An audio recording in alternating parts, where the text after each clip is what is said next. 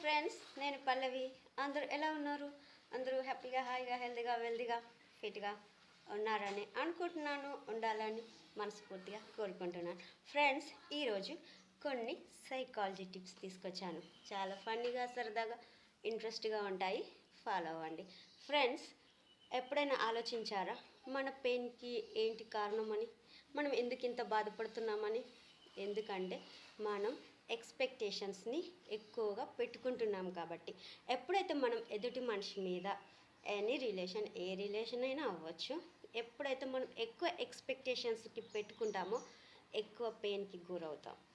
అందుకే friends, expectations పెట్టుకోకండి, బాధకి గురవ్వకండి. మళ్ళీ నెక్స్ట్ వచ్చేసి ఎదుటి మనిషిని చూసి ఎప్పుడు కంపారిజన్ చేసుకోకండి. ఎందుకంటే నువ్వు ఎదుటి మనిషి నుండి కంపారిజన్కి చేసుకుంటావో అప్పుడు నువ్వు ఇన్ఫ్యాటీకి గురవుతావు.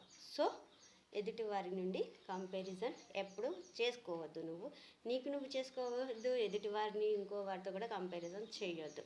ఎందుకంటే ఎవరి స్పెషాలిటీ వాళ్ళకి ఉంటుంది కాబట్టి.